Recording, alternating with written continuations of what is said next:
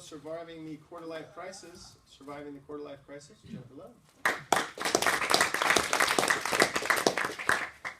I think I should have renamed my speech Surviving the Trump Crisis, but unfortunately, or fortunately, I'm not going to be super political today.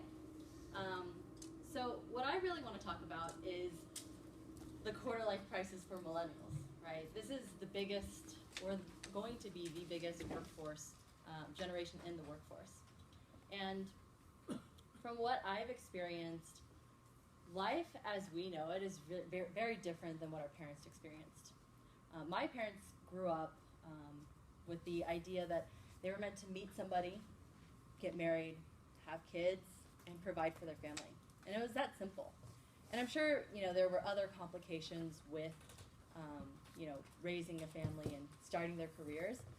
But my dad, for example, was at Texas A&M for 40 years. Never changed a job.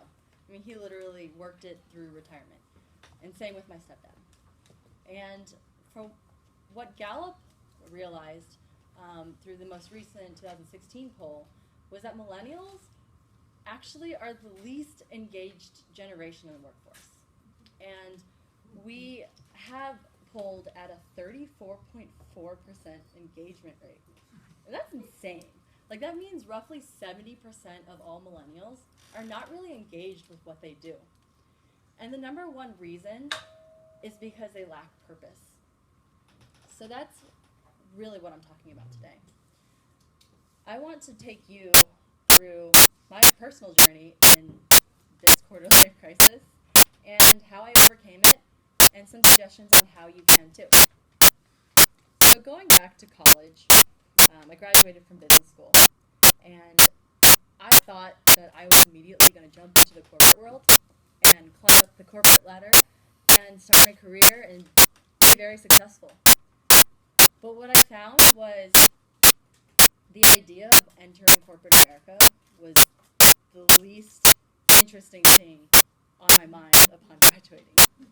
And I felt like there was so much more to do in life, and I felt like I needed to explore more before pursuing a career.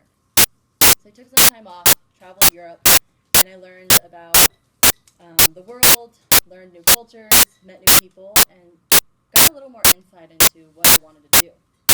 So when I got back to the U.S., I started working. I applied for 7 jobs, I got 4 job offers, and I decided to take a position as a manager at a hotel. I spent a lot of my college career also waiting tables, so I felt like the transition would be really easy. But little did I know that a career in hotels is actually very time-consuming, and operations specifically, you're working close to 60, 70, sometimes 80 hours in a week. It's like 2 jobs in a week.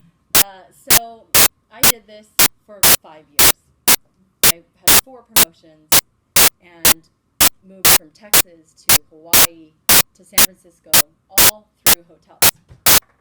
And even though I was getting promoted and working my way up this career ladder, making more money, and ultimately dwindling down my 80-hour work weeks to 40-hour work weeks as a position in sales, I realized that it wasn't fulfilling. And there I was, 25 years old, going through this quarter-life crisis, feeling like that I wasn't doing something purposeful, and it wasn't fulfilling, and I already dedicated so much of my time and really adult life into building this career. So I decided, how am I going to counteract this quarter-life crisis?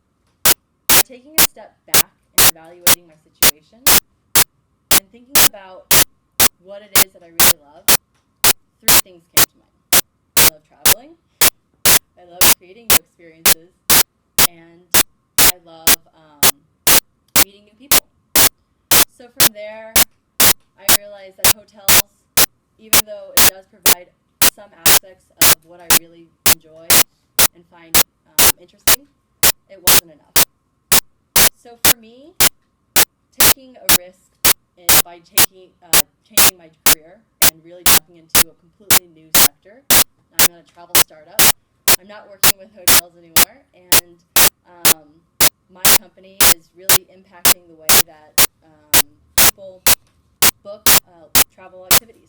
And I think that's really impactful. To me, I find it very interesting, and I feel like it's exactly where I want to be, because I'm making a change. I'm helping impact an industry that is very near and dear to my heart. So how can you, as a millennial, overcome your quarter-life crisis? So Kelly mentioned purpose, and Gallup survey polled number one issue is finding purpose. And I would say that the first thing that you need to do is take a step back from your situation and think about what it is that you really love doing or what you're really passionate about, and write it out. Take time to write it out, read it, talk about it with your family, with your friends, and start to visualize what you think you can do that will be meaningful to you and meaningful to the bigger picture.